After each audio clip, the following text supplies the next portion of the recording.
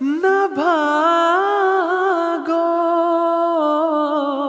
राहे खुदा यही है। ऐ सोने वालों जागो, शम्सु दुहा यही है। আউযুবিল্লাহি মিনাশ শাইতানির আউযুবিল্লাহি মিনাশ শাইতানির রাজিম। বিসমিল্লাহির রহমানির রহিম। প্রিয় দর্শক, আসসালামু আলাইকুম ওয়া রাহমাতুল্লাহি ওয়া বারাকাতুহু। সুপ্রিয় দর্শক, আজ 5 এপ্রিল 2025 আর জিএমটি সময় অনুযায়ী এখন বিকাল 4:30। আর যেমনটি আপনারা জানেন, এই সময়ে আপনাদের সমীপে রাহে হুদা অনুষ্ঠানের লাইভ সম্প্রচার অনুষ্ঠিত হয়। আজ আমরা রাহে হুদা অনুষ্ঠানের সরাসরি সম্প্রচার নিয়ে জার্মান স্টুডিও থেকে উপস্থিত হয়েছে। আর যেমনটি উল্লেখ করা হয়েছে, নিয়মিত এই অনুষ্ঠান আপনাদের সামনে উপস্থাপিত হচ্ছে। আর এই অনুষ্ঠানটি সরাসরি আপনাদের সামনে উপস্থাপন করার উদ্দেশ্য হলো আপনাদের সমীপে জামাতে আহমদিয়ার শিক্ষা এবং বিশ্বাস এর প্রেক্ষিতে বা ইসলাম সম্পর্কে কোনো প্রশ্ন থাকলে আপনারা যেন প্রশ্ন করতে পারেন। প্রোগ্রাম চলাকালীন যোগাযোগের মাধ্যমগুলো আপনাদের সামনে দেখানো হয়। আপনারা সেই মাধ্যমগুলো ব্যবহার করে আপনাদের প্রশ্ন আমাদের আলেমদের কাছে রাখতে পারেন। আর ইনশাআল্লাহ তাআলা আপনাদের প্রশ্ন আমরা আমাদের অনুষ্ঠানে উপস্থাপিত হবে এবং তার উত্তর দেওয়া হবে। আজ আমাদের সাথে আলোচনায় যারা যোগ দেবেন তাদের মাঝে মোকাররম মোহতারম শামসাদ আহমদ কামর সাহেব আছেন, আর অনুরূপভাবে মোকাররম রহমতুল্লাহ বন্দে শাহ সাহেব আছেন। আপনাদের উভয়কে স্বাগত জানাচ্ছি। আসসালামু আলাইকুম রহমতুল্লাহ। ওয়ালাইকুম সালাম। প্রিয় দর্শক, কোরআন শরীফের আকারে আল্লাহ তাআলা মুসলমানদের এমন এক কিতাব দান করেছেন যাতে আল্লাহ তাআলা সব বিষয় বর্ণনা করেছেন। আর এটি এমন এক গ্রন্থ যা সকল যুগের জন্য, মহানবী সাল্লাল্লাহু আলাইহি ওয়াসাল্লাম এমন এক পরিপূর্ণ নবী যিনি আগামীতেও আগমনকারী সমস্ত যুগের জন্য, এবং প্রত্যেক নবী তার ভবিষ্যৎবাণী দিয়েছেন। আর প্রত্যেক যুগের জন্য মহানবী সাল্লাল্লাহু আলাইহি ওয়াসাল্লাম এমন নবী যার অনুসরণ করা প্রত্যেক ব্যক্তির জন্য, যে নিজেকে মুসলমান হিসেবে দাবি করে, তার জন্য আবশ্যক। অনুরূপভাবে অন্যান্য যে নবীরা অতিবাহিত হয়েছে তাদের সবার অবস্থা যদি আমরা দেখি, তাদের জীবনের প্রতি যদি আমরা তাকাই, কোরআন শরীফের অধ্যয়ন যদি আমরা করি, আর বিশেষত মহানবী সাল্লাল্লাহু আলাইহি ওয়াসাল্লামের জীবনী যদি আমরা দেখি, তাহলে আমরা দেখতে পাই যে মহানবী সাল্লাল্লাহু আলাইহি ওয়াসাল্লামও এবং অন্যান্য নবীরাও যখন তারা এই দাবি করেছেন যে তারা আল্লাহ তাআলার পক্ষ থেকে প্রেরিত রাসূল, আল্লাহ তাআলার পক্ষ থেকে আগমনকারী নবী, তখন তাদেরকে বিরোধিতার সম্মুখীন হতে হয়েছে, তাদের উপর আপত্তি করা হয়েছে, অভিযোগ করা হয়েছে, তাদেরকে অভিযোগের লক্ষ্যস্থলে পরিণত করা হয়েছে। সেই যুগ অনুযায়ী সেসব নবী এবং তাদের অনুসারীরাও যেগুলোর উত্তর দিয়েছেন। কিন্তু একটি বিষয় যেটি আমরা দেখি, যে যত বিরোধিতাই হয়ে থাকুক না কেন, যে কোনো নবী হোক, আর মহানবী সাল্লাল্লাহু আলাইহি ওয়াসাল্লামের সত্তাকে যদি বিশেষত আমরা দেখি, যে যতই বিরোধিতা করা হয়েছে তার, আর ফলশ্রুতিতে আল্লাহ তাআলা তাদেরকে সফল করেছেন। কখনো এমন হয়নি যে বিরোধীরা চেষ্টা করেছে বা আপত্তি করেছে, আর সেসব আপত্তির ফলে যেই মিশন সহ তারা আল্লাহ তাআলার পক্ষ থেকে প্রেরিত হয়েছিলেন, সেই মিশন পূর্ণ হয়নি বা তা সফল হয়নি। বরং আমরা দেখি যে বিরোধীরা যখন তাদের উপর আপত্তি করতো বা তাদের বিরোধিতা করতো, এর ফলশ্রুতিতে খোদা তাআলা সেই বিরোধীদেরকেই দৃষ্টান্ত স্বরূপ শাস্তি দিতেন। আর সেই নবী যাকে আল্লাহ তাআলা মানব জাতির সংশোধনের জন্য প্রেরণ করেছেন, তার ধর্মকে সারা পৃথিবীতে পৌঁছেছেন। ইসলাম আরব মহাদেশ থেকে বেরিয়ে সারা পৃথিবীতে ছড়িয়ে পড়েছে। আর এটি মহানবী সাল্লাল্লাহু আলাইহি ওয়াসাল্লামের একটি মিশন ছিল যা সহ তিনি এসেছেন। এরই সাথে তিনি সাল্লাল্লাহু আলাইহি ওয়াসাল্লাম এই ভবিষ্যৎবাণীও করেছিলেন যে এমন এক যুগ আসবে যখন মুসলমানরা পুনরায় ইসলামের শিক্ষামালাকে ভুলে যাবে, আর তখন খোদা তাআলা মহানবী সাল্লাল্লাহু আলাইহি ওয়াসাল্লামের অনুসরণে একজন উম্মতি নবীকে দিকে একজন রসুলকে প্রেরণ করবেন, যিনি সেই শিক্ষাসমূহকে, যা ইসলামের পবিত্র শিক্ষা, সেগুলোকে পুনরায় পৃথিবীর সামনে উপস্থাপন করবেন এবং মহানবী সাল্লাল্লাহু আলাইহি ওয়াসাল্লামের শিক্ষাকেই আসলে পুনর্জীবিত করবেন। হযরত আকদাস মসিহে মাউদ আলাইহিস সালাতু ওয়াস সালাম, হযরত মির্জা গোলাম আহমদ কাদিয়ানী আলাইহিস সালাতু ওয়াস সালাম হলেন সেই নবী, সেই রসুল, যিনি এই যুগের ইমাম মাহদি, এই যুগের মসিহে মাউদ, যিনি মহানবী সাল্লাল্লাহু আলাইহি ওয়াসাল্লামের অনুসরণে তার সেসব শিক্ষামালাকে পুনরায় জীবিত করেছেন। খোদা তাআলার যে বাণী সহ তাকে প্রেরণ করেছিলেন সেটিকে তিনি পৃথিবীতে ছড়িয়ে দিয়েছেন। আর যেমনটি আমি উল্লেখ করলাম যে বিরোধীরা যেভাবে অন্যান্য নবীদের বিরোধিতা করেছে, আবশ্যক ছিল যে তারা হযরত মসিহে মাউদের বিরোধিতা করবে, তো তারও বিরোধিতা হয়েছে। আর এর ফলশ্রুতিতে সেসব বিষয়ে আমরা দেখেছি যে কাদিয়ান থেকে যে ডাক উঠেছিল তা পুরো পৃথিবীতে ছড়িয়ে পড়েছে এবং প্রত্যেক সৌভাগ্যবান আত্মা এই নৌকায়, হযরত মসিহ মাউদ আলাইহিস সালামের নৌকায় বসার জন্য প্রস্তুত হয়েছে। আর আমরা দেখি যে এই জামাত দিন দিন উন্নতি করে চলেছে। হযরত আকদাস মসিহ মাউদ আলাইহিস সালামের বিরুদ্ধেও আপত্তি করার ছিল, আর এটি আবশ্যক ছিল যেন তার বিরুদ্ধে আপত্তি করা হয়। এখনও সেসব আপত্তি করা হয়। এমন কিছু আপত্তিও হয়ে থাকে যেগুলো জামাতে আহমদিয়ার সদস্য হোক বা হযরত মসিহ মাউদ আলাইহিস সালামের সত্তা হোক, ইসলামের শিক্ষার সাথে যার কোনো সম্পর্ক, এটি হলো যে ইসলামের শিক্ষার সাথে তাদের কোনো সম্পর্ক নেই, তারা এক নতুন জামাত গঠন করেছে বা নতুন শরীয়ত বানিয়েছে। যা হোক, এসব আপত্তি নিয়ে আমরা আলোচনা করব। আমরা আপনাদের সামনে হযরত মসিহ মাউদ আলাইহিস সালামের একটু উদ্ধৃতি রাখতে চাই, আর এরপর যেসব আপত্তি করা হয় সেসব আপত্তির খণ্ডন করার চেষ্টা করা হবে। হযরত আকদাস মসিহ মাউদ আলাইহিস সালাম বলেন যে আমি সত্য বলছি এবং খোদা তাআলার কসম খেয়ে বলছি যে আমি এবং আমার জামাত মুসলমান। আর মহানবী সাল্লাল্লাহু আলাইহি ওয়াসাল্লাম এবং কোরআন শরীফের প্রতি তারা সেভাবেই ঈমান আনে যেভাবে এক সত্যিকার মুসলমানের আনা উচিত। আমি এক বিন্দুও ইসলামের বাইরে যাওয়া ধ্বংসের নামান্তর মনে করি। আর যত কল্যাণ এবং বরকত এক ব্যক্তি অর্জন করতে পারে এবং যত আল্লাহর নৈকট্য অর্জন করতে পারে তা শুধু এবং শুধুমাত্র মহানবী সাল্লাল্লাহু আলাইহি ওয়াসাল্লামের সত্যিকার আনুগত্য এবং পরিপূর্ণ ভালোবাসার মাধ্যমে পেতে পারে, নতুবা নয়। তাকে ছাড়া এখন আর নেকির কোনো পথ নেই। তো এগুলো হলো সেই শিক্ষা যা হযরত আকদাস মসিহ মাউদ আলাইহিস সালাম উপস্থাপন করেছেন। তিনি বিরোধীদের মুখ থেকে এর উল্টো কথাই আপনারা শুনবেন। আর সেসব বিষয়ের উপর আলোচনা করার জন্য আজ আমরা এখানে আলোচনা করব। আর আগামীতেও যত আপত্তি হযরত মসিহ মাউদ আলাইহিস সালামের উপর বা তার সত্তার উপর করার চেষ্টা করা হবে সেগুলোর ইনশাল্লাহ আমরা উত্তর দেব। শামসাদ সাহেব, আমি আপনার সমীপে আজকের প্রথম প্রশ্ন রাখতে চাই, যা একটি আপত্তিও বটে। আমরা হযরত মসিহ মাউদ আলাইহিস সালামের এই উদ্ধৃতি শুনলাম, এর বিপরীতে মুখালেফ বা বিরোধীরা বলে যে জামাতে আহমদিয়া শায়রে ইসলামের ব্যবহার করে, অর্থাৎ ইসলামী পরিভাষা ব্যবহার করে, তাদের তো ইসলামের সাথে কোনো সম্পর্ক নেই। তো এই আপত্তির কি উত্তর দেবেন? আউযুবিল্লাহি মিনাশ শাইতানির রাজিম, বিসমিল্লাহির রহমানির রহিম। দেখুন, মূল কথা হলো আমরা মুসলমানদের ধর্ম পালন করি হৃদয় থেকে বা মন থেকে। আমরা খাতমুল মুরসালিনের সেবক, তো আমরা যেহেতু মুসলমান তাই ইসলামী পরিভাষা অবশ্যই ব্যবহার করব। আর দ্বিতীয়ত হলো শায়ের ইসলাম বা ইসলামী পরিভাষা যাই বলি না কেন, এগুলো আসলে শায়েরুল্লাহ, আল্লাহ তাআলা সারা পৃথিবীর প্রভু, শুধু মুসলমানদের নন। তাই এটি বলা যে অন্য কেউ বা অমুসলিম হলেও সে আল্লাহর পরিভাষা ব্যবহার করতে পারবে না, এটি সঠিক নয়। এটি কোরআন শরীফের বিরোধী কথা। কোরআন শরীফ কখনই এর অনুমতি দেয়নি। বরং আজকাল যে আলেমরা সরকারে বসে আছে, কোরআন শরীফ সম্পূর্ণ এর বিপরীত কথা বলছে। যে দেখুন, যত শায়ের আছে, আমি মৌলিক কথা বলবো, শুধু দীর্ঘ আলোচনার সুযোগ নেই। যে এতে যত পরিভাষা রয়েছে, মুসলিম, সালাত, মসজিদ, আল্লাহ তাআলার তাওহীদের বিষয় রয়েছে, এগুলো সব এমন পরিভাষা যেগুলো পূর্বের জাতিগুলোতেও ব্যবহৃত হয়েছে, পূর্বের জাতিগুলো এগুলো ব্যবহার করেছে। এই কথা সঠিক যে আজকাল ইসলাম ও সে একই খোদার পক্ষ থেকে, তাই মুসলমানদের মাঝে এই পরিভাষা ব্যবহৃত হয়।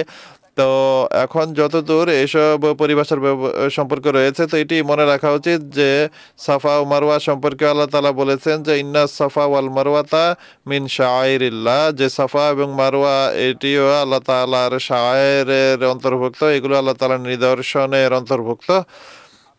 এখন যখন কিনা কাফেরদের শক্তি ছিল বা তাদের প্রাধান্য ছিল, তখন মহানবী সাল্লাল্লাহু আলাইহি ওয়াসাল্লাম এবং তার সাহাবীরা সাফা ও মারওয়ার তাওয়াফ করতে পারতেন না, অথচ আল্লাহ তাআলার পক্ষ থেকে এক স্বপ্ন দেখানো হয়েছিল যে মহানবী সাল্লাল্লাহু আলাইহি ওয়াসাল্লাম সেই স্বপ্ন দেখে সাহাবীদের নিয়ে চলে আসেন, কিন্তু হুদাইবিয়ায় তাদেরকে বাধা দেওয়া হয় এবং তাদেরকে আর এগিয়ে যেতে দেওয়া হয়নি। তো এরপর যখন মক্কা বিজয় হয়েছে, তখন কতিপয় সাহাবীর হৃদয়েও এই ধারণা আসে যে মুশরিকরা যেহেতু এই সাফা মারওয়ার তাওয়াফ বা খানা কাবার তাওয়াফ এটি অজ্ঞতার যুগে হতো, হযরত ইব্রাহিম আলাইহিস সালামের যুগের পর থেকে নিয়ে এটি চলে আসছিল। তো কিছু মুশরিক যারা কাফের ছিল, তারা কুরবানির পশু নিয়ে খানা কাবা তাওয়াফ করার জন্য আসে। তো কিছু সাহাবী তাদের কাছ থেকে সেই পশু ছিনিয়ে নেয়, যে তাদের কাছে যখন শক্তি ছিল তারা বাধা দিয়েছিল আর আমাদের আসতে দেয়নি, এখন আমাদের কাছে শক্তি আছে তো আমরাও তাদেরকে আসতে দিব না। তো যখন সাহাবীরা তাদের পশু ছিনিয়ে নেয় এবং তাদেরকে বাধা দেয় যে তোমরা খানা কাবার তাওয়াফ করতে পারবে না, সাফা মারওয়ার তাওয়াফ করতে পারবে না, তখন সূরা মায়েদার আয়াত নাম্বার 3 হাদিসে রয়েছে এবং মুফাসসিররা বলছেন যে এর শানে নুজুলি এটি ছিল। তো সেখানে আল্লাহ তাআলা বলছেন ইয়া আইয়ুহাল্লাযিনা আমানু লা তুহিল্লু শাআইরাল্লাহি ওয়ালা শাহরাল হারামা ওয়ালাল হাদিয়া ওয়ালাল কালাইদা ওয়ালা আমিনাল বাইতাল হারামা ইয়াবতাগুনা ফাজলাম মির রাব্বিহিম ওয়া রিজওয়ানা ওয়া ইযা হালালতুম ফাসতাদু ওয়ালা ইয়াজরিমান্নাকুম শানানু কাউমিন আন সাদ্দুকুম আনিল মাসজিদিল হারামে আন তা'তাদু ওয়া তাআওয়ানু আলাল বিররি ওয়াত তাকওয়া ওয়ালা তাআওয়ানু আলাল ইসমে ওয়াল উদওয়ান। অর্থাৎ আল্লাহ তাআলা বলছেন যে এটি করো না যা তোমরা করছো, অর্থাৎ সাহাবীরা তাদের কাছ থেকে পশু ছিনিয়ে নিয়েছিল, তাদেরকে বাধা দিয়েছিল। আল্লাহ তাআলা বলছেন যে এইগুলো শাআইরুল্লাহ, এগুলো আল্লাহ তাআলার নিদর্শন, আল্লাহ তাআলার চিহ্ন। আল্লাহ তাআলার ইবাদত করার জন্য কোনো কাফেরও যদি আসে খোদার ইবাদতের নিয়তে, তাহলে এই যে স্থান, এটি এমন স্থান, এমন শায়ের যার পবিত্রতা আল্লাহ তাআলা ঘোষণা করেছেন, যেটির পবিত্রতা আল্লাহ তাআলা ঘোষণা করেছেন, তোমরা সেটিকে হারাম করতে পারবে না। লা তুহিল্লু শাআইরাল্লাহ, আল্লাহর শায়েরকে হালাল আখ্যা দিও না, অর্থাৎ তাদেরকে বাধা দিও না যারা খোদার ইবাদত করতে আসছে, এবং এই কুরবানির পশুকেও বাধা দিও না যে এই কুরবানির পশুর গলায় তারা চিহ্নস্বরূপ হার পরিয়েছে। আর সেসব লোক যারা বাইতুল হারামের উদ্দেশ্যে এসেছে, তারা চায় ইয়াবতাগুনা ফাজলাম মিনাল্লাহি ওয়া রিজওয়ানা, তারা আল্লাহ তাআলার ফজল এবং তার সন্তুষ্টি চাইতে এসেছে, তার ইবাদত করতে এসেছে, তো তাদেরকে বাধা দেবে না।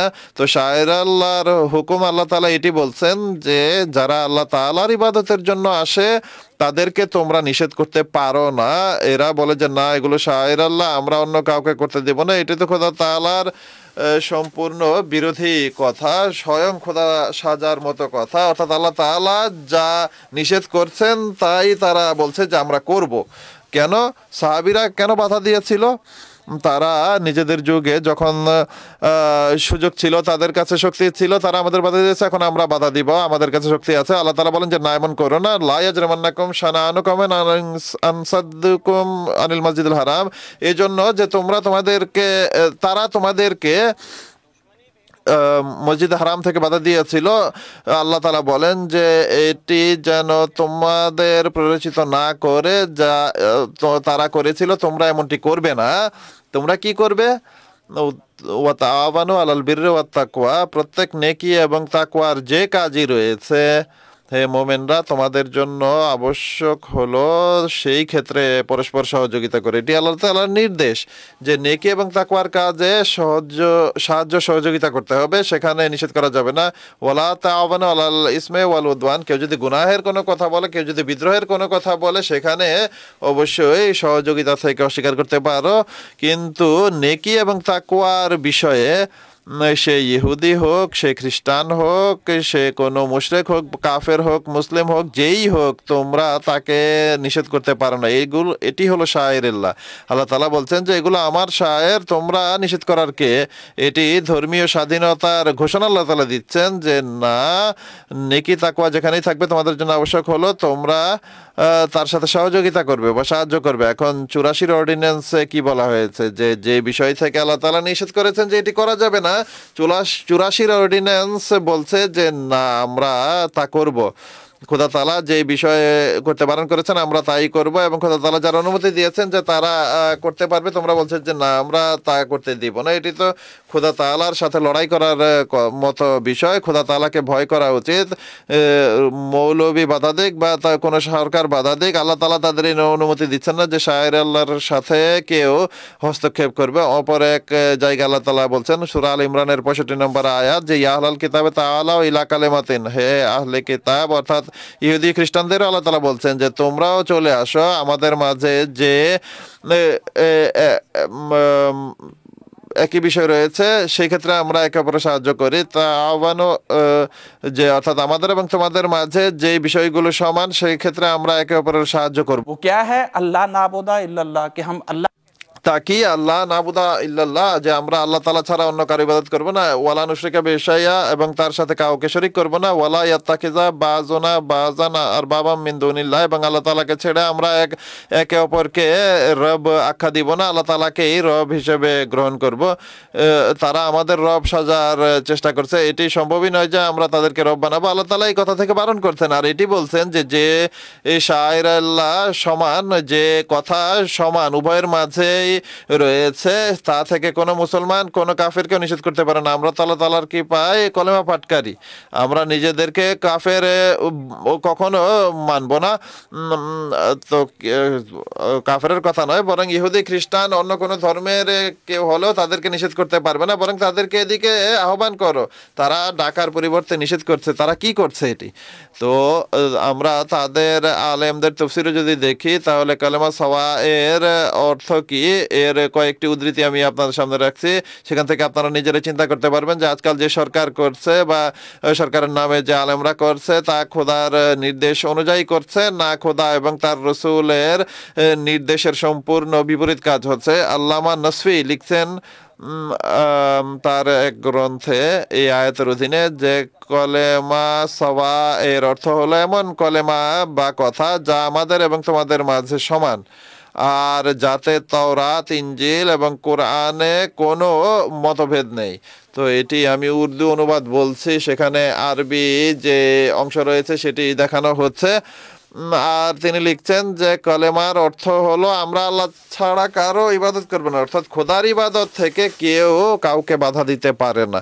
মৌলভী মওদুদী সাহেব তফহিমুল কোরআনে লিখছেন, তিনি বলছেন যে কোনো ব্যক্তি, তা সে অমুসলিমই হোক না কেন, যদি নিজের বিশ্বাস এবং আমলের ক্ষেত্রে এক খোদার ইবাদতের কোনো অংশ রাখে, তাহলে সেই অংশের ক্ষেত্রে মুসলমানরা তাকে সাহায্য করবে এবং সেসব শায়েরেরও পুরো সম্মান করবে। এই মৌলভী মওদুদী সাহেব, যিনি জামাতে ইসলামের প্রতিষ্ঠাতা, তিনি বলছেন যে এখন এই নির্দেশ তখন দেয়া হয়েছে যখন যে এরা মুশরিক হলেও তোমাদের এবং তাদের মাঝে যুদ্ধ চললেও যখন তারা খোদার ঘরের দিকে যায় তখন তাদেরকে উত্ত্যক্ত করো না। তিনি লিখছেন যে যখন তারা খোদার ঘরের দিকে যায় তখন তাদেরকে উত্ত্যক্ত করো না। হজের মাসে তাদের উপর আক্রমণ করবে না। খোদার দরবারে উপস্থাপনের জন্য তারা যে পশু নিয়ে যাচ্ছে সেগুলোর উপর হাত দিও না, কেননা তাদের নষ্ট ধর্মে খোদার ইবাদতের যতটুকু অংশ রয়েছে তা সম্মানের যোগ্য, অপমানের যোগ্য নয়। মৌলভী মওদুদী সাহেব এই আয়াতের অর্থ বলছেন যে আল্লাহর নির্দেশ হলো আল্লাহর ঘর থেকে বাধা দিবে না। তার জন্য যে কুরবানির পশু তারা নিয়ে যাচ্ছে আল্লাহর পথে কুরবানির জন্য, তার উপরে হাত দেবে না। আমাদের কুরবানির পশু নিয়ে যাওয়া হচ্ছে, এটি কোন ইসলাম তারা পালন করছে, কোন খোদার শিক্ষা এবং কোন রসুলের শিক্ষা তারা পালন করছে। এরপর আল্লামা ইবনে কাসির লিখছেন যে কালেমা সাওয়া এর অর্থ হলো এক আল্লাহর ইবাদত করা, আর এটি এই খোদার নবীদের সব সময়ের রীতি ছিল, অর্থাৎ নবীদের সুন্নতি এটি ছিল যে এক আল্লাহর ইবাদত থেকে তারা কখনো কাউকে বাধা দিতেন না, বরং এক আল্লাহর ইবাদতের প্রতি মানুষকে আহ্বান করতেন। সৈয়দ কুতুব সাহেব লিখছেন যে এটি এমন এক প্রজ্ঞাপূর্ণ দাওয়াত যেটিকে কেউ কোনো বিদ্বেষ পরায়ণ ব্যক্তিও অস্বীকার করতে পারে না। মুফতি সাদেক সাহেব লিখছেন যে কলেমা সাওয়া এর বিষয়ে তো কমপক্ষে একমত হওয়া উচিত। তো এগুলো হলো সেসব জিনিস যখন মুসলমানদের অমুসলিমদের সাথে শায়ের সমান হতে পারে, অনেক বিষয়ে সহমত হতে পারে। উদাহরণস্বরূপ অমুসলিমরা দাড়ি রাখে, মুসলমানরাও দাড়ি রাখে। এখন কি অমুসলিমদের উপর আপনি নিষেধাজ্ঞা দিবেন যে দাড়ি রাখতে পারবেন? আজ জুমার নামাজ পড়তে বাধা দেওয়া হচ্ছে আমাদের, আজ ঈদের নামাজ পড়তে বাধা দেওয়া হচ্ছে, কাল বলবেন যে দাড়িও রাখতে পারবে না, এরপর নিষেধাজ্ঞা দিবে যে খতনাও করতে পারবে না। এখন খতনা এমন একটি জিনিস যা ইহুদিরাও করে, মুসলমানরাও করে। কত দূর যাবে তোমরা? আল্লাহ তাআলা যেসব বিষয়কে হারাম আখ্যা দিয়েছে, আজকের সরকার এবং আজকের মৌলবীরা তাই হালাল আখ্যা দিচ্ছে। তো মানুষের চিন্তা করা উচিত যে আমরা খোদা তাআলার কথা মানবো না তাদের কথা মানবো। তো আমাদের জন্য একটি পথ রয়েছে যে আমরা খোদা তাআলাকে পরিত্যাগ করতে পারবো না, তাদেরকে পরিত্যাগ করা আমাদের জন্য আবশ্যক। অনেক ধন্যবাদ আপনাকে। বিভিন্ন উদ্ধৃতির আলোকে প্রকৃত ইসলামের যে শিক্ষা তা আপনি আমাদের দর্শকদের সামনে রাখলেন। আসলে মূল কথাও তাই যে আপত্তি করা হয় সেগুলো এমন প্রেক্ষিতেই করা হয় যে অর্ধেক কথা বলা হয়, পূর্ণ শিক্ষা যা খোদার শিক্ষা তা পূর্ণভাবে উপস্থাপন করা হয় না। শামসুল সাহেব খুব সুন্দরভাবে বিষয়টি বুঝিয়ে বললেন। জাযাকুমুল্লাহ। রহমতুল্লাহ সাহেব, আমরা কথা বলছি যেসব আপত্তি করা হয় হযরত মসিহ মাউদ আলাইহিস সালামের উপর বা জামাতে আহমদিয়ার উপর, তো সেগুলো বিভিন্ন প্রকার আপত্তি। এর মাঝে একটি আপত্তি হলো হযরত আকদাস মসিহ মাউদ আলাইহিস সালামের একটি উদ্ধৃতি উপস্থাপন করে তারা বলে, সেটি আমি পড়ছি। হুজুর বলেন যে বিশেষত সেই খলিফা যার সম্পর্কে বুখারীতে লেখা আছে যে আকাশ থেকে তার সম্পর্কে আওয়াজ আসবে যে হাজা খলিফাতুল্লাহিল মাহদি। এখন চিন্তা করো এই হাদিসটি কত উন্নত মানের, যা এমন এক গ্রন্থে রয়েছে যা সাহুল কিতাব বাদা কিতাবিল্লাহ, অর্থাৎ আল্লাহর গ্রন্থের পর যেটি সবচেয়ে সম্মানের যোগ্য। তো হযরত মসিহ মাউদ আলাইহিস সালাম এখানে বলছেন যে এই যে হাদিস এটি বুখারী শরীফে আছে, অথচ এটি বুখারী শরীফে নেই, এই আপত্তি করা হয়। জাযাকুমুল্লাহ। বিসমিল্লাহির রহমানির রহিম। দেখুন, যতদূর এই হাদিসের সম্পর্কে রয়েছে এই সম্পর্কে তিনটি বিষয় হতে পারে। হয় এই হাদিস মহানবী সাল্লাল্লাহু আলাইহি ওয়াসাল্লাম বলেননি, দ্বিতীয়ত হাদিস হুজুর সাল্লাল্লাহু আলাইহি ওয়াসাল্লাম বলেছেন কিন্তু বর্ণনাকারী দুর্বল বা এর দেরায়েত দুর্বল, তৃতীয়ত হাদিসও ঠিক আছে, রেওয়ায়েতও সঠিক, এটি বুখারীতে নেই কিন্তু বুখারীর সমমর্যাদার অন্য কোনো কিতাবে রয়েছে। যতদূর এই প্রথম পয়েন্টের বিষয় বা সম্পর্ক, তো কোনো আহমদি এই বিষয়টি অস্বীকার করেই না যে এই হাদিস বুখারীতে নেই, তো অন্যান্য বুখারীতে নেই, অন্যান্য হাদিস গ্রন্থেও নেই। এই হাদিস অবশ্যই রয়েছে, সঠিকভাবে রয়েছে, রেওয়ায়েত সঠিক, রাবিও সত্যবাদী। শুধু আহলে সুন্নাতের গ্রন্থেই নয় বরং আহলে তাশাইয়ুর গ্রন্থেও রয়েছে। তো যে বিষয়টি সঠিক, চলুন এই ক্ষেত্রে বলতে পারেন যে ভুল হয়ে গেছে বা ভুলে গেছে, বুখারী বলার পরিবর্তে বুখারী লিখে দিয়েছেন অন্য কোনো বই বা কিতাবের উল্লেখ করার পরিবর্তে হাদিস আছে কিনা সেটি দেখতে হবে। হুজুর ইজালায় আহাম পুস্তক লিখেছেন, সেখানে বলেছেন যে ইমাম মাহদী সম্পর্কিত কোনো কথা, এ ধরনের কথা বুখারী মুসলিমে উল্লেখ নেই। তথাপি ভুলবশত হুজুর 1893 সনে শাহাদাতুল কোরআন যে পুস্তক লিখেছেন তাতে এটিকে বুখারীর উল্লেখ করে লিখেছেন, অথচ এটি বুখারীতে নয় বরং বর্তমান যে বুখারী তাতে নেই, ইবনে মাজায় রয়েছে।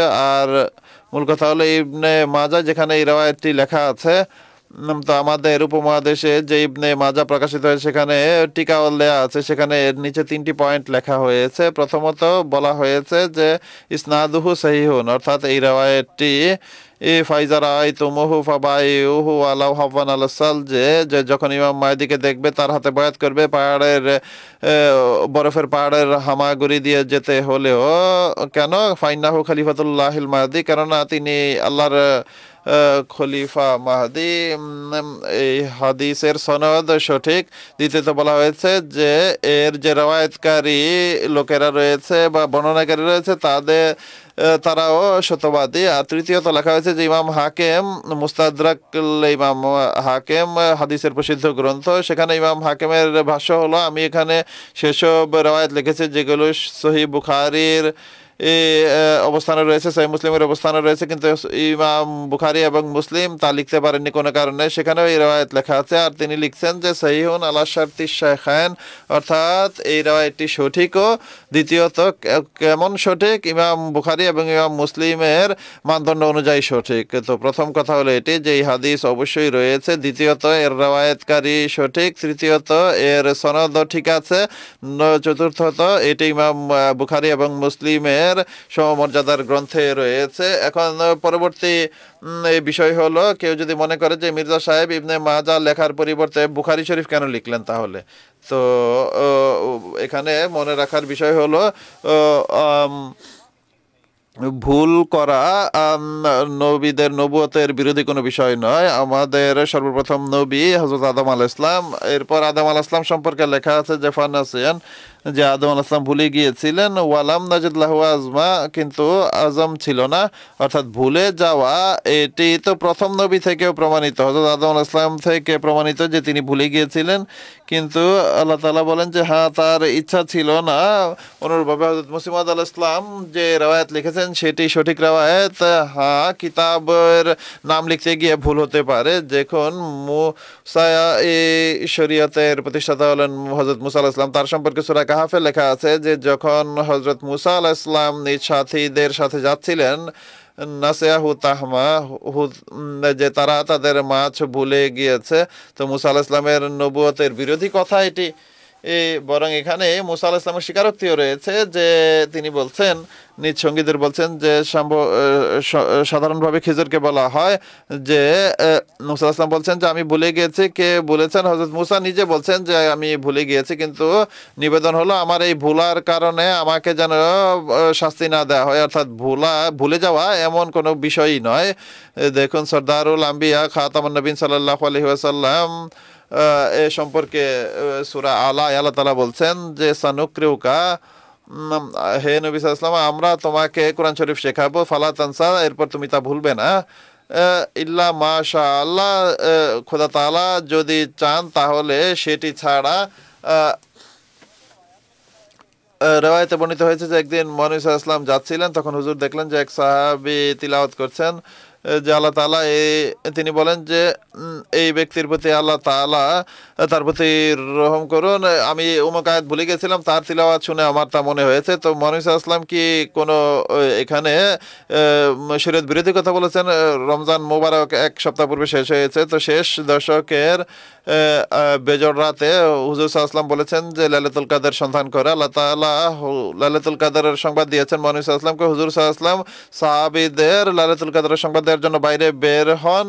তো বাইরে কয়েকজন সাহাবী পরস্পরের সাথে বাকবিতণ্ডা করছিলেন। হুজুর সাল্লাল্লাহু আলাইহি ওয়াসাল্লাম তাদের এই বিষয় নিয়ে ব্যস্ত হয়ে যান, আর এই কারণে লাইলাতুল কদরের দিন তিনি ভুলে যান। তো আল্লাহ তাআলা তাকে জানিয়েছেন মহানবী সাল্লাল্লাহু আলাইহি ওয়াসাল্লামকে, হুজুর সাহাবীদের জানানোর জন্য বের হন, কিন্তু মুসলমানদের কিছু দুর্বলতার জন্য লাইলাতুল কদরের সঠিক রাতের কথা ভুলে গেছেন। তো এখন কি মহানবী সাল্লাল্লাহু আলাইহি ওয়াসাল্লামের উপর আপত্তি করা হবে? অদ্ভুত বিষয় হলো, একবার মহানবী সাল্লাল্লাহু আলাইহি ওয়াসাল্লাম নামাজ পড়িয়েছেন। বুখারী শরীফে লেখা আছে যে হুজুরের একজন সাহাবী ছিলেন জুলজাদান, তিনি দীর্ঘ হাতের অধিকারী থাকবেন।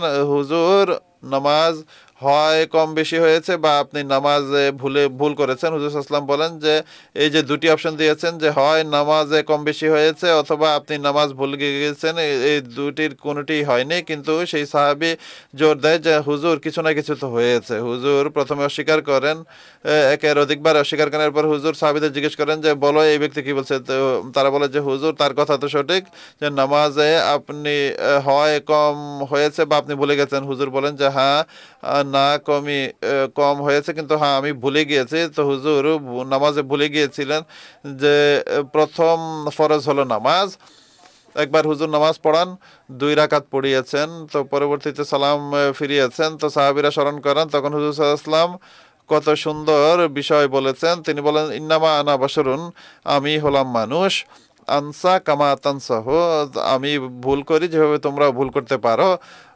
তো মির্জা সাহেব যদি কোনো জায়গায় ভুল বশত বুখারী লেখার জায়গায় ইবনে মাজা লিখেছেন বা ইবনে মাজা লেখার স্থলে বুখারী লিখে দিয়েছেন, তো এই যে ভুল হয়েছে, এই ভুল তো মির্জা সাহেবকে নবীদের সাথে সামঞ্জস্য প্রমাণ করে যে আমাদের দাবি তো এটি মোটেই নয় যে মির্জা সাহেব খোদা। মির্জা সাহেবের দাবি হলো তিনি মামুর মিনাল্লাহ, তিনি মহানবী সাল্লাল্লাহু আলাইহি ওয়াসাল্লামের অনুসরণ উম্মতি নবীর দ্বারা যা মহানবী সাল্লাল্লাহু আলাইহি ওয়াসাল্লামের এবং অন্যান্য নবীদের ন্যায় কোনো ভুল হয়ে যাওয়া এটি মোটেই কোনো আপত্তিযোগ্য বিষয় নয়। শেষ কথা আমি এটি বলতে চাই যে দেখুন, আল্লাহ রসুল সাল্লাল্লাহু আলাইহি ওয়াসাল্লাম আমাদেরকে শুভ সংবাদ দিয়েছিলেন যে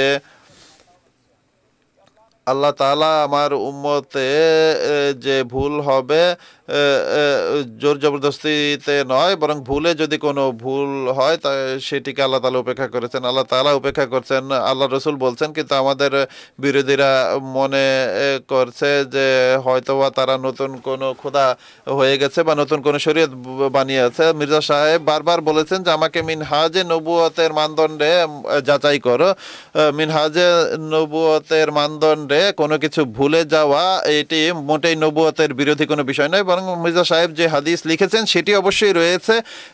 এমন নয় যে তিনি ভুল হাদিস লিখেছেন, হাদিস সঠিক, এর রওয়ায়াত সঠিক, তার বর্ণনাকারীরা সত্যবাদী এবং আলেমরা নিজেরা স্বীকার করছে যে এটি বুখারী এবং মুসলিমের মানদণ্ডে সঠিক হাদিস। আর এমনিতেও মহানবী সাল্লাল্লাহু আলাইহি ওয়াসাল্লাম যে হাদিস উল্লেখ করেছেন, আর প্রত্যেক মুসলমান বিশেষ করে যে এটি সত্য, আল্লাহ সুন্নতি নয় বরং বাহরুল আনওয়ার পড়ুন যে শিয়া রিওয়ায়াতে একই হাদিস রয়েছে, অর্থাৎ আহলে সুন্নাত এই হাদিসকে সঠিক মনে করে আর শিয়া আলেমরাও এটিকে সঠিক মনে করে। তো কোন গ্রন্থে উল্লেখ রয়েছে সেটি লেখার ক্ষেত্রে ভুল হলে এতে আপত্তির কিছু নেই। অনেক ধন্যবাদ আপনাকে। প্রিয় দর্শক, আপনাদের প্রশ্ন পেতে আরম্ভ করেছে। আমাদের সাথে নাসির সাহেবের প্রশ্ন এসেছে, ইরফান আলী সাহেবেরও প্রশ্ন এসেছে। আমরা ধীরে ধীরে তাদেরকে অনুষ্ঠানে যুক্ত করব। আমরা দর্শকদের প্রশ্নের দিকে যাব। ইসলামের যে আল্লাহর দিকে নির্দেশক যে চিহ্ন এ সম্পর্কিত প্রশ্ন এটি।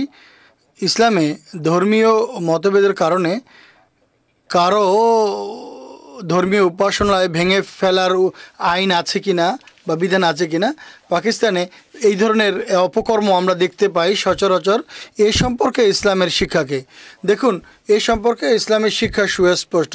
সাধারণভাবে কোনো অনুমতি নেই যদি কেউ কারো উপাসনালয় আল্লাহর ইবাদতের উদ্দেশ্যে ব্যবহার করে।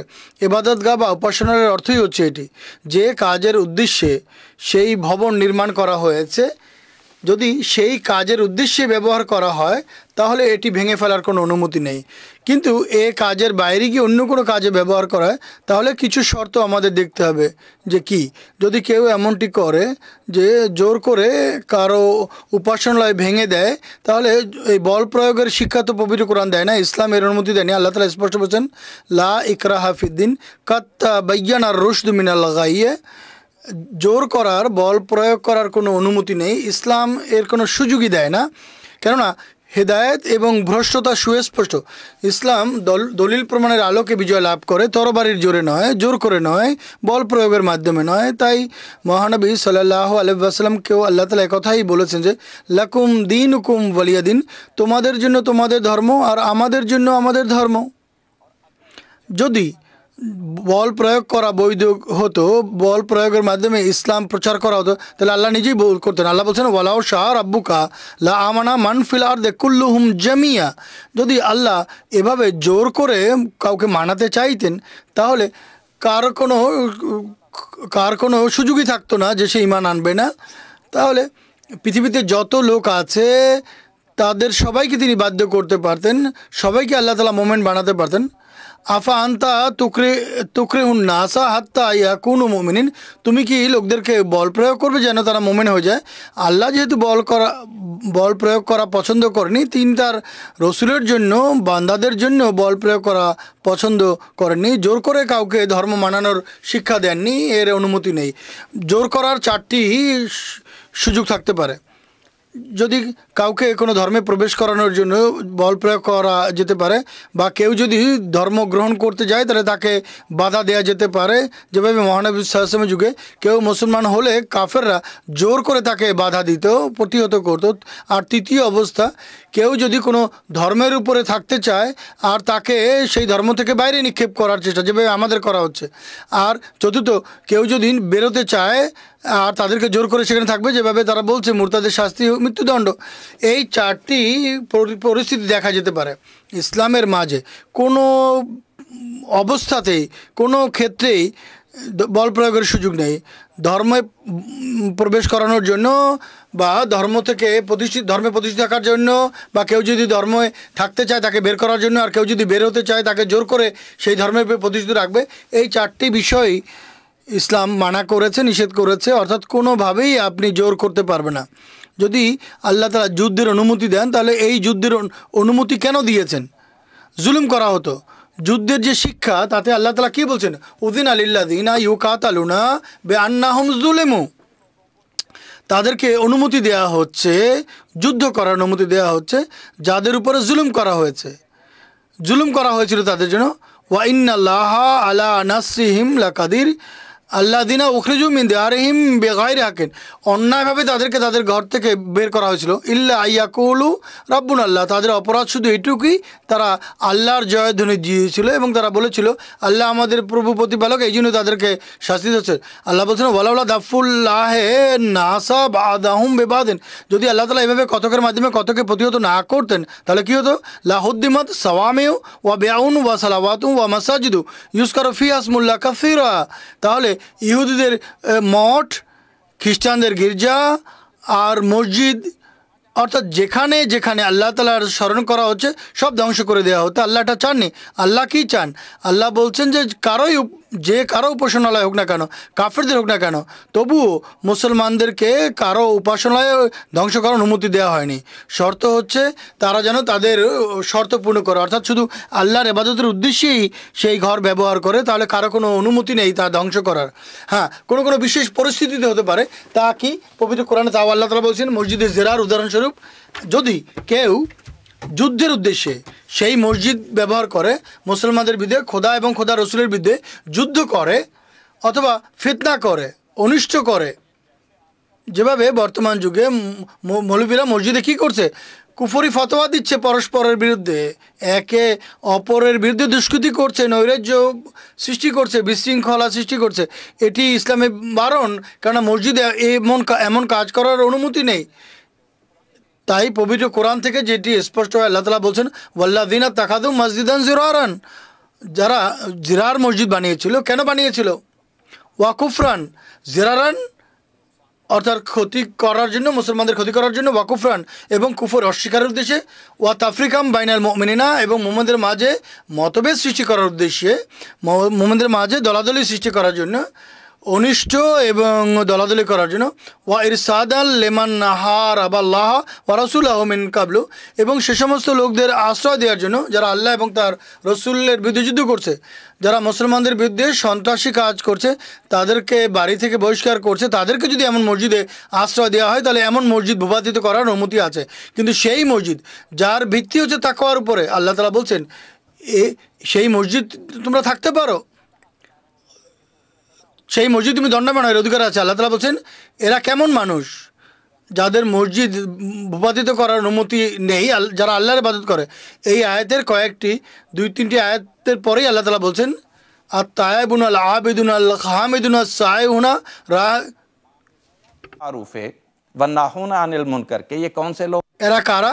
যারা তওবাকারী, ইবাদতকারী, আল্লাহ তাআলার মহিমা কীর্তনকারী এবং খোদা তাআলার খাতিরে যারা সফর করে এবং রুকু এবং সিজদাকারী, আমর বিল মারুফ এবং আল্লাহর বিধিনিষেধ মেনে চলে, আল্লাহ যা বলেছেন তা করেন, যা করতে বারণ করছেন তা করেন না, এবং আল্লাহ যে সীমারেখা নির্ধারণ করছেন তা মেনে চলে। যারা এই কাজ করে তাদের মসজিদ বিধ্বস্ত করা যাবে না। তা মসজিদ হোক, মন্দির হোক, গির্জা হোক, বা ইহুদিদের মঠ হোক, সিনেগগ হোক, যেখানে শুধুমাত্র আল্লাহ তাআলার ইবাদত করা হচ্ছে, আল্লাহর তাসবিহ এবং তাহমিদ করা হচ্ছে, তা ধ্বংস করার অনুমতি নেই। কিন্তু আজ আপনি তাকিয়ে দেখুন, লক্ষ্য করে দেখুন, আমাদের সঙ্গে, আহমদীদের সঙ্গে যা কিছু হচ্ছে, এটিই হচ্ছে। আমাদের লোকদের অ্যারেস্ট করা হচ্ছে কেন? তারা নামাজ পড়েছে। কি করছে? তারা মসজিদে জুমা পড়ছিল। তারা কি অপরাধ করেছে? তারা ঈদের নামাজ পড়ছিল।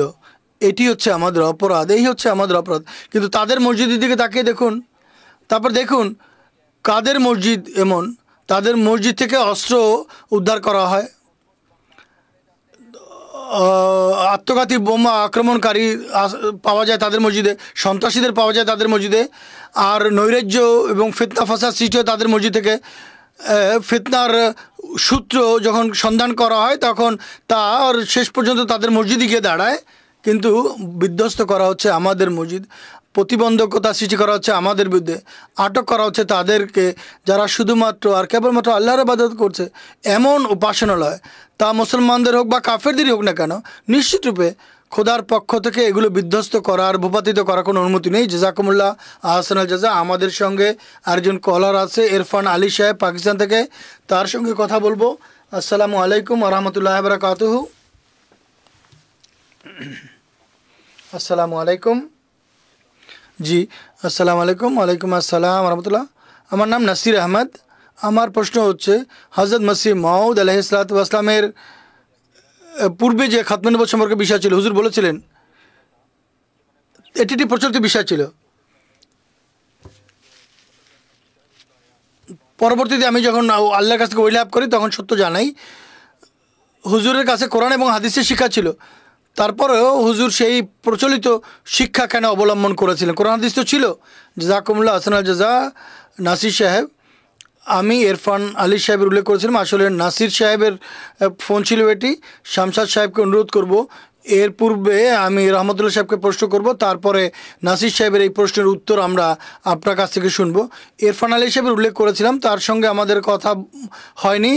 তিনি একটি প্রশ্ন পাঠিয়েছেন যে পবিত্র কোরআনের কোনো আয়াত বা হাদিস উপস্থাপন করুন যা আপনাদের দৃষ্টিতে সর্বোত্তম বা সঠিক, যে যা থেকে প্রমাণ হয় মির্জা সাহেবই মসিহ এবং মাহদী। জাযাকুমুল্লাহ। দেখুন, আল্লাহ তাআলা পবিত্র কোরআনে হযরত মহানবী সাল্লাল্লাহু আলাইহি ওয়াসাল্লামের আবির্ভাব এবং তার কর্মকাণ্ডের উল্লেখ করেছেন। এর পাশাপাশি মহানবী সাল্লাল্লাহু আলাইহি ওয়াসাল্লামের পরে আরেক জামাতের সৃষ্টি হওয়া এবং সেই একই কাজ ধরে রাখার উল্লেখ করেছেন। সূরা জুমায় আল্লাহ তাআলা বলেছেন, হুয়াল্লাযী বাআসা ফিল উম্মিয়িনা রাসূলাম মিনহুম। আল্লাহ তাআলা সেই সত্তা যিনি উম্মিদের মাঝে রসুল প্রেরণ করেছেন। তা তিনি কাজটা করেন, কোরআন তেলাওয়াত, আয়াত পাঠ করেন, তাদেরকে পরিশুদ্ধ করেন, তাদেরকে শিক্ষা এবং প্রজ্ঞা শিক্ষা দেন। এরপর বলেছেন ওয়া আখারিনা মিনহুম। আরবি গ্রামারের অধীন হয়েছে ওয়াও আতেফা, পিছনের দিকে যাবে। হুয়াল্লাযী বাআসা ফিল উম্মিয়িন, হুয়াল্লাযী বাআসা ফিল আখারিন, অর্থাৎ দ্বিতীয় একটি দলের মধ্যেও প্রেরণ করেছেন, লাম্মা ইয়ালহাকু বিহিম, যারা এখনও তার সঙ্গে মিলিত হয়নি। এরপর বলছেন আল্লাহ তাআলার কৃপা, তিনি যাকে চান প্রতিহত করেন। যখন এই আয়াত অবতীর্ণ হয় যে মহানবী সাল্লাল্লাহু আলাইহি ওয়াসাল্লামের আবির্ভাব এমন এক দলের মধ্যে হবে যারা এখনও সাহাবীদের সঙ্গে মিলিত হননি, জানা কথা তাৎক্ষণিকভাবে সাহাবীদের মধ্যে আগ্রহ জন্মে, জানার আগ্রহ জন্মে যে এই সেই দলটি কোনটি। সেই একই প্রশ্ন সে সময় সাহাবীদের বৈঠকে উপস্থিত লোকদের কাছে জিজ্ঞেস করা, হুজুরকে জিজ্ঞেস করেন, হুজুর কোনো উত্তর দেননি। দ্বিতীয়বার যখন এই প্রশ্ন করা হয় তখন মহানবী কোনো উত্তর দেননি। তৃতীয়বার এই একই প্রশ্ন করা হলে হুজুর পাক সাল্লাল্লাহু আলাইহি ওয়াসাল্লাম তৃতীয়বার জিজ্ঞাসার উত্তরে বলেন, যখন ঈমান সুরাইয়া নক্ষত্রে উঠে যাবে, পৃথিবী থেকে ঈমান সুরাইয়া নক্ষত্রে উঠে যাবে, লানা লাহু রাজুলুন আও রেজালুম মিন হাউলাই। হুজুর সালমান ফার্সির কাঁধে হাত থেকে বলেন, এই পারস্য বংশোদ্ভূত এক ব্যক্তি বা একাধিক ব্যক্তি হবেন যারা ঈমানকে সুরাইয়া নক্ষত্র থেকে পৃথিবীতে পুনরায় ফিরিয়ে নিয়ে আসবেন। সাহেবরা জিজ্ঞেস করেন, এই আখারিন কারা, এই দ্বিতীয় দলটি কারা যাদের মাঝে আপনি আবার আবির্ভূত হবেন? হুজুর পাক সাল্লাল্লাহু আলাইহি ওয়াসাল্লাম বলেন, সেই দ্বিতীয় দলটি কোনটি তা তিনি বলেননি। প্রথম অংশের উত্তর তিনি দিয়েছেন, আমি প্রথমে আসব, এরপরে আমার নায়েব হিসেবে আমার স্থলাভিষিক্ত হিসেবে কেউ আসবেন। হুজুর বলেছেন এক ব্যক্তি আসবেন, অথবা এরপরে তার সঙ্গে আরও কিছু ব্যক্তি হবেন। কারা আসবেন? তারা পারস্য বংশোদ্ভূত হবেন। কাদের মধ্যে হবেন না? আরবদের মধ্যে থেকে হবে না। কবে আসবেন? যখন ঈমান পৃথিবী থেকে উঠে যাবে। কোথায়? সুরাইয়া নক্ষত্রে উঠে যাবে। ঈমান কি উঠে গিয়েছিল যখন মির্জা সাহেব এসেছিলেন? সুরাইয়া নক্ষত্র পর্যন্ত পৃথিবীতে যারা মোমেন ছিল তাদের সংখ্যা কমে যাচ্ছিল। কোনো এক মৌলভী, হযরত মসিহ মাউদ ইসলামের জীবদ্দশায় অথবা বর্তমান যুগের মৌলভী হোক, প্রত্যেকে একথাই বলছে, আমরা সব শেষ হয়ে গেছে, আমাদের মধ্যে ঈমানের তিল পরিমাণও বাকি নেই।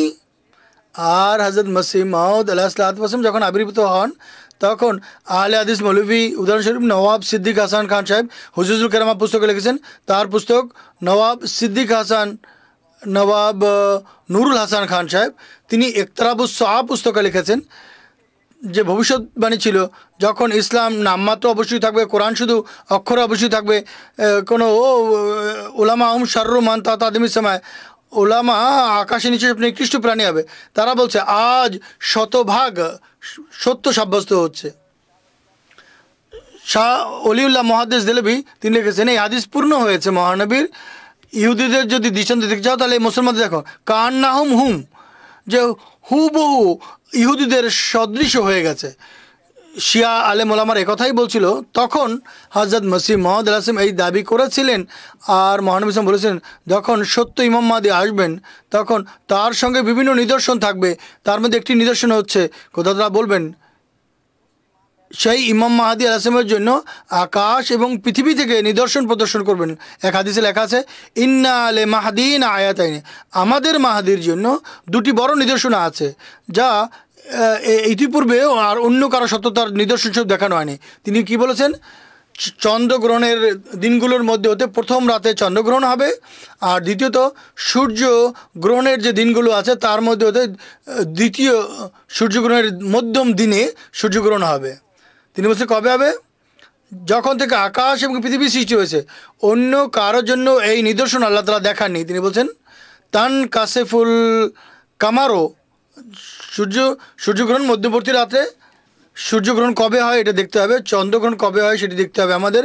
সে অনুযায়ী হযরত মসিহ মাউদ আলাইহিসসালাম জীবদ্দশায় 13, 14, 15 রমজানে যে দিনগুলো চন্দ্রগ্রহণের দিন, এর মধ্যে হুজুর বলছেন লে আউয়াল লাইলাতিন মিন রমাদান, 13ই রমজান 1894 সনে গ্রহণ হয়। আর দ্বিতীয় বলেছেন যখন সূর্যগ্রহণ হবে এই একই রমজান মাসে, গ্রহণের মধ্যবর্তী দিনগুলো 27, 28, 29 আরবি মাসের এই দিনগুলোতে গ্রহণ হয়। হযরত মসিহ মাউদ সাল্লাল্লাহু আলাইহি ওয়াসাল্লাম জীবদ্দশায় 1894 সনে এই নিদর্শন পূর্ণ হয়, যা হুজুরের ক্ষমতায় ছিল না। কোনো মানুষ নিজের পরিশ্রম দ্বারা পূর্ণ করতে পারে, এটি সম্ভব নয়। আকাশে যখন নিদর্শন প্রকাশ পায় এটি কোনো মানুষের সাধ্য নেই যে সে এটি নিদর্শন করে দেখাতে পারে। হযরত মসিহ মাউদ বলেন, আমি দাবি করেছি আমার সত্যতার জন্য বিভিন্ন নিদর্শন প্রকাশ পেয়েছে, আর মহানবী সাল্লাল্লাহু আলাইহি ওয়াসাল্লামের ভবিষ্যৎবাণীর সত্যানুসারে আমি যা সূরায় বর্ণিত হয়েছে, মহানবী সাল্লাল্লাহু আলাইহি ওয়াসাল্লামের পক্ষ থেকে সূরা জুমার ব্যাখ্যায় মহানবী বলেছেন পার্শ্ব বংশোদ্ভূত হবে, আমি তার সত্যায়নকারী। আমি আশা করি ইনি উত্তর পেয়ে গেছেন। নাসির সাহেবের সঙ্গে আমরা কথা বলেছিলাম, শামশাদ সাহেব, পুনরায় আমি তার প্রশ্নটি করে দিচ্ছি। হযরত মসিহ মাউদ আলাইহিসসালাতু ওয়াসসালাম শুরুতে হযরত ঈসার মৃত্যু বিশ্বাস করতেন না, পরবর্তীতে ঈসার মৃত্যু বলেছেন। নাউজুবিল্লাহ, হুজুর ঈসার মৃত্যু প্রমাণ করার পূর্বে তিনি কি কোরআন হাদিস ঠিকভাবে পড়েনি? কোরআন হাদিস তো তখনও ছিল। কথা হচ্ছে, একটি হচ্ছে সরল বসে একজন মানুষের নিজের ধারণা, আর পুরো জাতি যা বিশ্বাস করে নবীও সেটাই বিশ্বাস করেন। আরেকটি হচ্ছে আল্লাহ তাআলা যদি কোনো কিছু বলে দেন, নবী নিজের পক্ষ থেকে কোনো দাবি করেন না। নবী যে দাবি করেন, আল্লাহ যা তাকে আদেশ দেন নবী তাই ঘোষণা করেন, নবী তাই ঘোষণা করেন। হযরত মসিহ মাউদ আলাইহিসসালাম, আমি মনে করি এটি তার সত্যতার অনেক বড় প্রমাণ। যারা বলে ইংরেজরা অনেক পরিকল্পনা করে, প্ল্যান করে, ষড়যন্ত্র করে তাকে দিয়ে দাবি করিয়েছে, যারা পুরো প্ল্যানিং করে দাবি করে তারা এই ধরনের মন মানসিকতা রাখে, কিন্তু যার নিজের কোনো প্ল্যানই ছিল না, পরিকল্পনাও ছিল না, তখন তাই যে যখন আল্লাহর কাছ থেকে যা জেনেছে সেই ঘোষণা দিয়েছে। আর যদি খোদার পক্ষ থেকে না হতেন তাহলে এটি সেই ব্যক্তি নিজের মিথ্যা সম্মানের কথা চিন্তা করতো। মসিম আসলাম যদি পূর্বে এটি জানতেন, তিনি তার এক পুস্তকে লিখেছেন যে ঈসা আকাশে আছে, ঈসা বেঁচে আছে। যদি তিনি মিথ্যাবাদী হতেন তাহলে তার মাথায় থাকতো আমি তো পূর্বে লিখেছি যে ঈসা বেঁচে আছে, কারণ এক মিথ্যা লুকানোর জন্য শত শত মিথ্যা বলতে হয়। তিনি সেই যুগে মনে করতেন যে বিষয়টি এমনই, কিন্তু পরে তিনি বলেছেন যে আমার এটি ধারণা ছিল, কিন্তু যেহেতু আল্লাহ এটি ঘোষণা দিয়েছেন সে অনুযায়ী ঈসা মারা গেছেন। তো নবী আল্লাহর কাছ থেকে জেনে পুরো সাবধানতার সাথে কাজ করেন। হযরত মসিহ আসলাম জগতের পরোয়া করেনি, যেহেতু আমি লিখেছি যে ঈসা আকাশে আছে তাই এখন মারা গেছে এটি বলবো না। আল্লাহ তিনি বলেছেন যে আল্লাহ বারবার আমাকে নির্দেশ দিয়েছেন, তখন আমি আমার নিজের ভুল মেনে নিয়েছে। এখন বাকি থাকলে কোরআনের কথা কি তিনি প্রথমে বুঝতে পারেনি? কোরআনের যে শিক্ষা এটিও আল্লাহ তালাই বুঝান মানুষকে। আর আল্লাহ কোরআন শরীফে বলেছেন ওয়া ইমিন শাইইন ইল্লা ইনদানা খাজাইনহু ওমা নুনাজ্জিলু ইল্লা বে কাদারে মালুম, সব কিছুর ভাণ্ডার আমাদের কাছে আছে আর আমরা এক নির্ধারিত পরিমাণে ধীরে ধীরে তা অবতীর্ণ করে থাকি। মহানবী সাল্লাল্লাহু আলাইহি ওয়াসাল্লামের প্রতিও পবিত্র কোরআন একেবারে অবতীর্ণ হয়নি, ধীরে ধীরে পর্যায়ক্রমে অবতীর্ণ হয়েছিল। হযরত মসিহ আসলামের প্রতি পবিত্র কোরআনের যে তত্ত্বজ্ঞান একেবারে হঠাৎ করে অবতীর্ণ হয়নি, ধীরে ধীরে অবতীর্ণ হয়েছে। আল্লাহ তাআলা ভালো জানেন যে তিনি তার নবীকে কখন কোন বিষয়ে বুঝাবেন আর কখন কোন কথা বলবেন। এখন বাকি থাকলো প্রথমে তিনি কেন বুঝেননি? এটা তো হতে পারে মহানবী সাল্লাল্লাহু আলাইহি ওয়াসাল্লাম কত বছর পর্যন্ত বাইতুল মাকদাসের দিকে মুখ করে নামাজ পড়তেন, কিন্তু এরপর যখন আদেশ আসে তাৎক্ষণিকভাবে তিনি বাইতুল হারাম অর্থাৎ কাবাগৃহের প্রতি মুখ ফিরিয়ে তিনি নামাজ পড়তে আরম্ভ করেন। কেউ আপত্তি করবে কেন পূর্বে করেনি, কেন পূর্বে জানতে পারেনি, পূর্বে কি ভুল করতো? না, পূর্বে যা করছিলেন তাও ঠিক ছিল, কিন্তু পরে যা করেছেন সেটাও ঠিক। একইভাবে মহানবী সাল্লাল্লাহু আলাইহি ওয়াসাল্লামের প্রতি এই আয়াত অবতীর্ণ হয়েছিল, আয়াত খাতামান নবীন, যে তিনি খাতামান নবীন, যার অর্থ তিনি সব নবীর চেয়ে শ্রেষ্ঠ। কিন্তু তিনি তার সরলতা বসে এটি মনে করতেন যে এটি আল্লাহ তাআলার কৃপা যে তিনি আমাকে এই উপাধি দিয়েছেন। তিনি সাহাবি এক ইহুদির সঙ্গে ঝগড়া করছে, আর ইহুদি বলছে মুসা শ্রেষ্ঠ, আর সেই সাহাবি বলছেন যে না, মহানবী সাল্লাল্লাহু আলাইহি ওয়াসাল্লাম শ্রেষ্ঠ রসুল। তিনি যখন দেখলেন যে না লা তুফাজ্জিলুনি আলা মুসা, আল্লাহ আয়াত খাতামান নবীন নাজেল করেছিলেন, তারপর তিনি বলছেন না, আমাকে মুসার উপরে শ্রেষ্ঠত্ব দিও না। একইভাবে হযরত ইউনুস আলাইহিসসালামের মান্যকারীর সঙ্গে সাহাবীর বাস হচ্ছিল, বিতর্ক ছিল যে ইউনুস বিন মাত্তার উপরে আমাকে অগ্রাধিকার দিয়েছে, সে মিথ্যা বলেছে। কিন্তু আল্লাহ তাআলা বারবার স্পষ্ট করে দিয়েছেন যে না, আপনি শ্রেষ্ঠ। তারপর তিনি ঘোষণা দিয়েছেন আনা সাইয়্যিদু উলদি আদম ওয়ালা ফাখারা, তিনি বলছেন যা আল্লাহ বলছেন যে আমি সর্বশ্রেষ্ঠ। পূর্বেও তিনি ছিলেন, তিনি তখনও খাতামান নবীন ছিলেন যখন বলা হয়েছে আদম কাদা মাটির মাঝে গড়াগড়ি খাচ্ছিল।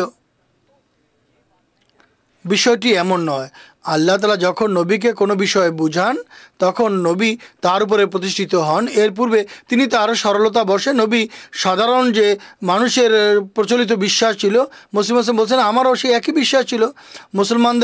তিনি মুসলমান পরিবারে জন্ম নিয়েছেন, মুসলমানদের বিশ্বাস ছিল ঈসা বেঁচে আছে, আমারও বিশ্বাস ছিল ঈসা আকাশে আছে, বেঁচে আছে। কিন্তু খোদার ওহি পানির মতো বারবার আমার উপরে বর্ষিত হয় যে সেই মসিহ ইবনে মরিয়ম মারা গিয়েছে, তার রঙের রঙিন হয়ে মসিহ হিসেবে তুমি এসেছো। এরপর হুজুর বলেন যে যখন খোদা তাআলা বলছেন তার এটি ইচ্ছা, তার এটি অভিপ্রায়, আমার বিশ্বাস ভুল ছিল, খোদার কথা সঠিক।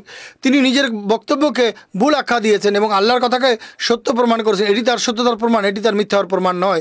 ঠিক আছে, জাযাকাল্লাহ। এটি নবীর মর্যাদা, নবীর বৈশিষ্ট্য।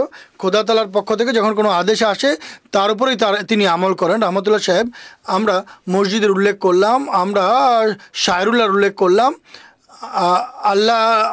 আল্লাহর পানে নির্দেশক যে বিভিন্ন নিদর্শন বা চিহ্নাবলী তার উল্লেখ করলাম। এখন যেহেতু পাকিস্তানে আহমদিয়া মুসলিম জামাতের মসজিদ রয়েছে, এর মিনার বিধ্বস্ত করা হচ্ছে, মসজিদ বিধ্বস্ত করা হচ্ছে, এই যে মিনার নির্মাণ করা এটি কি মুসলমানদের একান্ত বৈশিষ্ট্য নাকি অন্যরা বানায়? জাযাকাল্লাহ। এই বৈশিষ্ট্যের যতটুকু সম্পর্ক আমরা পরে বলবো। প্রথমে একটি বিষয় যদি আমি সঠিক মনে করি, আর আমার আমি যদি কোনো কিছুকে সঠিক মনে করি, এর দ্বারা যদি কারো ক্ষতি না হয়, তাহলে তার অধিকার নেই যে সে জোর করে তার মতবাদ আমার উপর চাপিয়ে দিবে, আমার বিশ্বাসকে ভাঙবে। এই অধিকার তার নেই। ধর্মীয় স্বাধীনতা আছে, আমার মিনার বানানোর অধিকার আছে। যে মিনার ভাঙবে সে আমি কিছুই করতে পারবো না। তার পবিত্র কোরআনের খুব সুন্দর একটি শিক্ষা আছে। পবিত্র কোরআন বলেছে, আমি যা নিজের জন্য পছন্দ করি তা আমি অন্যদের জন্য পছন্দ করি, আর আমি যা নিজের জন্য অপছন্দ করি তা যেন অন্যদের জন্য অপছন্দ করি। বরং আল্লাহ তাআলা বলেছেন, যখন উত্তরাধিকারী বন্টন করা হয়, এতিমরা যদি তোমার কাছে কিছু চায় তাহলে তোমরা তাকে দাও। কারণ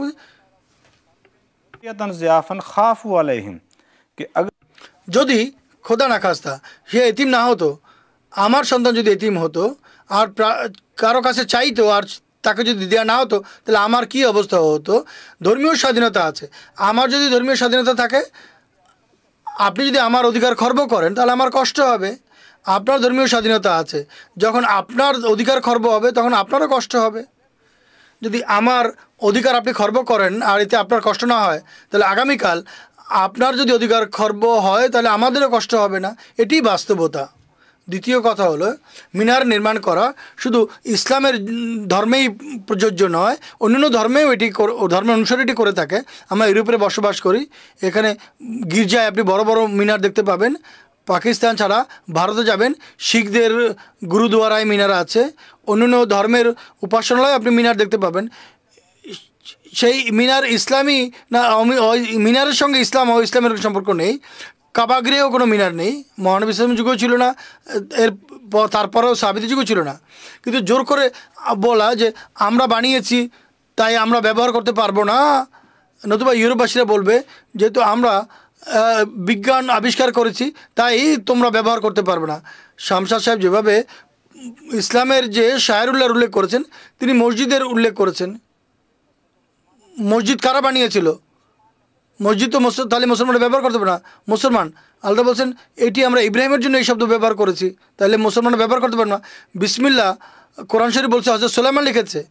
যদি এভাবে বলতে আরম্ভ করেন তাহলে আমাদের তো বাদ, আমরা তো আল্লাহরকে মান্যকারী, আল্লাহর আদেশ অনুযায়ী, আল্লাহর নির্দেশ অনুযায়ী, খলিফাদের নির্দেশ অনুযায়ী আমল করি। এদের কি হবে যারা আমাদের উপরে জোর করছে?